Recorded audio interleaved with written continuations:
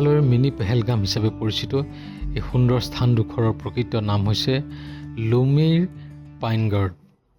এই ঠাইটুকুৰা মেঘালয়ৰ ৰিভই জিলাৰ উমবিৰ গাঁৱত অৱস্থিত। গুৱাহাটী ফালৰ পৰা গ'লে শ্বিলঙলৈ যাওঁতে শ্বিলং পোৱাৰ প্ৰায় 25 কিলোমিটাৰ আগতেই এই স্থানখন পোৱা যায়।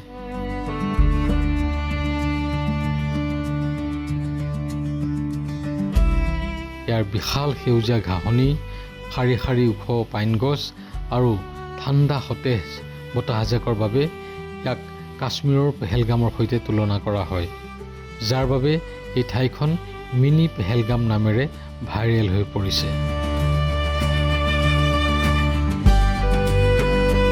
ইয়াত গল্ফ কোৰ্টৰ দৰে সেউজীয়া ঘাঁহনি পথাৰ আছে, ওখ ওখ পাইন গছেৰে আবৃত হৈ আছে। প্ৰায়ে পাতল কুঁৱলী আৰু সূৰ্যাস্তৰ মনোমোহা দৃশ্য আৰু এক শান্ত পৰিৱেশ উপভোগ কৰিবলৈ পাৰি সকলো পৰ্যটক নধৰা হৈ থাকে। এই ঠাইখনত সপ্তাহৰ পিকনিক, প্ৰাকৃতিক পৰিৱেশৰ মাজত খোজকঢ়া, ফটোগ্ৰাফী, প্ৰি ৱেডিং, কেম্পিং, ঘোঁৰাচালনা এইবোৰৰ বাবে এক উপযুক্ত ঠাই। ইয়ালৈ অহাৰ উপযুক্ত সময় হৈছে অক্টোবৰৰ পৰা এপ্ৰিল মাহলৈ, কিন্তু বছৰৰ 12 মাহেই এই ঠাইত পৰ্যটকে নধৰা হৈ থাকে ইয়াৰ পৰিৱেশটোৰ বাবে। কাষতেই আছে উমিয়াম লেক।